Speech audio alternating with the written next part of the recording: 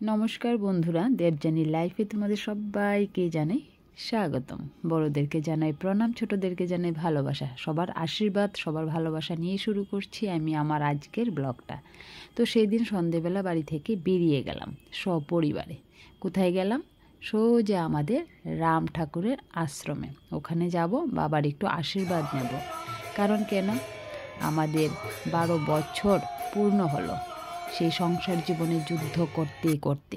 তাই বাবার কাছে আশীর্বাদ নিতে গেলাম যে বাবা, আমাদেরকে আরও ধৈর্য দাও, শক্তি দাও, যেন আমরা আরও সামনের দিকে এগোতে পারি। তাই বাবার কাছে যাওয়া। তো সেদিন সন্ধেবেলাটা খুব সুন্দরভাবেই কাটলো। প্রত্যেকটা বছর আমরা এভাবেই করি। কোনো রকম আয়োজন, কোনো রকম অনুষ্ঠান এসব করি না। সব সময় ঠাকুর বাড়িতে চলে যাই, এমনকি ছেলেকে নিয়েও চলে যাই ছেলের জন্মদিনে। তো এভাবেই আমরা এই দিনটা পালন করি। তো এখানে গিয়ে দেখো, বাবাকে প্রণাম করলাম। 4-5টা তোমাদের সাথে একটু শেয়ার করার চেষ্টা করছি। এটা হলো বাবার শয়নকক্ষ।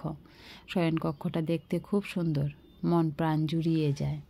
তারপর চলে গেলাম সেই ধূপকাঠি মোমবাতি ওখানে গিয়ে জ্বালিয়ে দিলাম আমরা সবাই মিলে ধূপকাঠি মোমবাতি। তারপর আমার বরমশাই ধূপকাঠি দিয়ে ঠাকুরকে দেখিয়ে 4-5টা ঘুরিয়ে এনেছে। মা ছেলে মিলে আমরা জ্বালাচ্ছি। আমার ছেলে তো খুবই খুশি।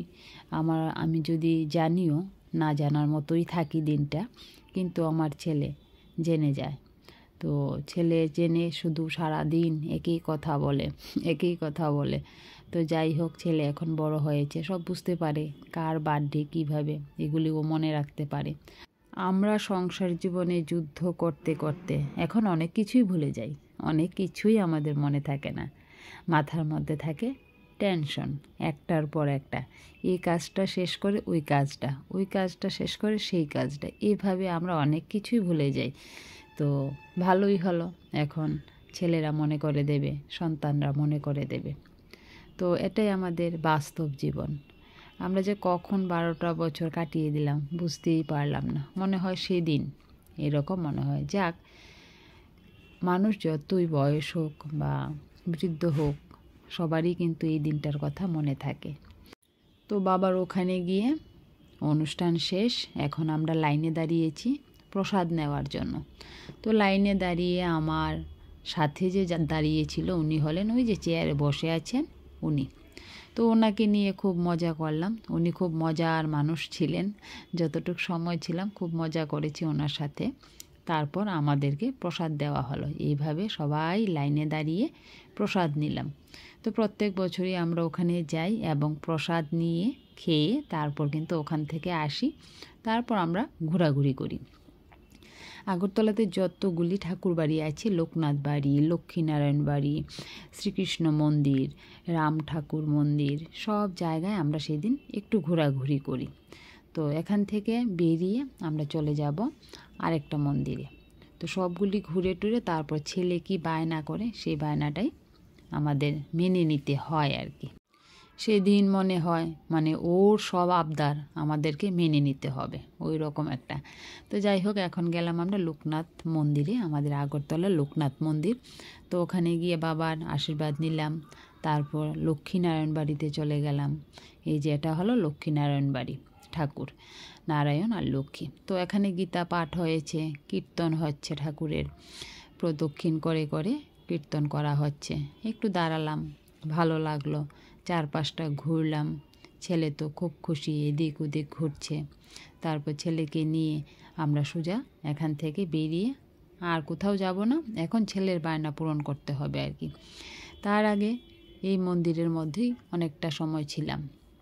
তো লক্ষ্মীনারায়ণ বাড়িতে কিন্তু আবার শিব মন্দিরও আছে আলাদা, আমার ত্রিপুরার বন্ধুরা অবশ্যই জানে। তো এই শিব মন্দিরে গিয়েও একটু প্রণাম করলাম।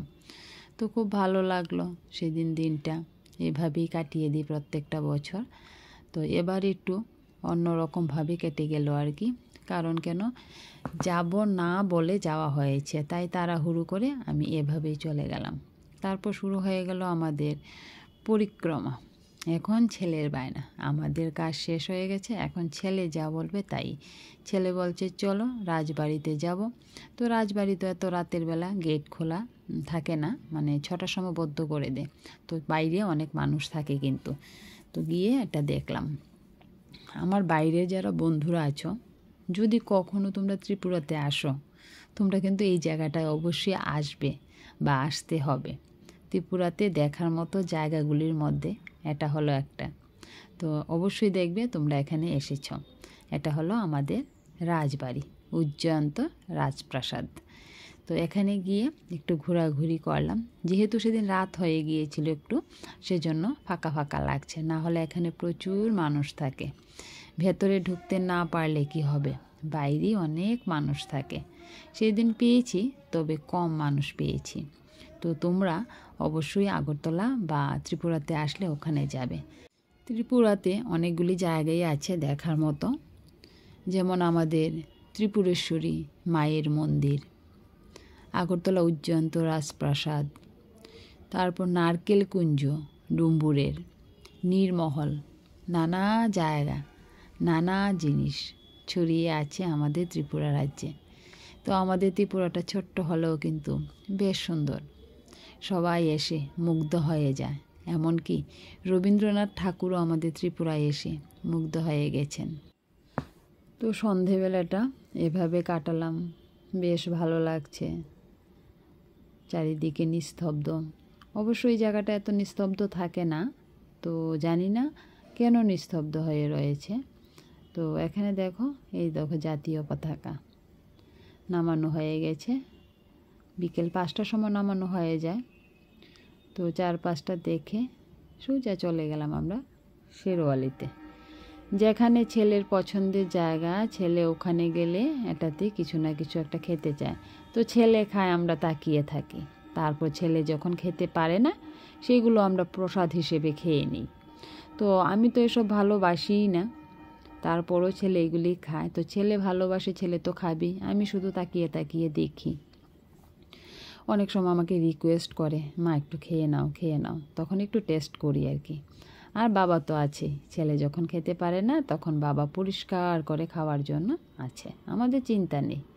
তো ধোসাটা মোটামুটি ছেলের সাথে একটু একটু খেতে খেতে এখন একটু একটু খেতে পারি, তবু কিন্তু মানে পুরোটা পারি না।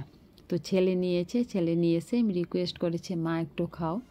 তো ছেলে থেকে একটু নিলাম আর কি। তো বেশ ভালোই লাগে। এখানকার দোসাটা না ভীষণ ভালো। অন্য জায়গায় খেয়েছি, এতটা ভালো হয় না, মানে মচমচা ভাবটা থাকে না, একদম যেমন শুঠিয়ে যায় ওই রকম একটা থাকে। তো এখানে মিষ্টিও পাওয়া যায়, মিষ্টির ওখানে গেলাম, বাড়িতে মিষ্টি নিয়ে আসবে। তো মিষ্টিগুলি দেখছি, এখানকার মিষ্টিগুলি কিন্তু দারুণ। আগরতলার বন্ধুদের বলছি শেরওয়ালির মিষ্টিগুলি খেয়ে দেখবে। রসগোল্লাগুলি আছে না, আলাদা টেস্ট, যার মানে স্মেলটাই আলাদা। আমার তো ভীষণ ভালো লাগে। তো যাই হোক, যেমন ভালো তেমন দামও আছে মিষ্টিগুলির। তো যাই হোক, মাঝে মধ্যে একটু ভালোর জন্য খেতে হয়, খেয়ে বুঝতে হয় কোনটা টেস্ট কী রকম। তো ছোট্ট করে একটা ব্লগ দিলাম, কেমন লাগলো আমি জানি না। যদি ভালো লাগে তাহলে অবশ্যই একটা কমেন্ট করে যাবে। আর 12 বছর ধরে যুদ্ধ করছি, সেই যুদ্ধের আজ 12 বছর পূর্ণ হলো। টাটা বন্ধুরা, বাই।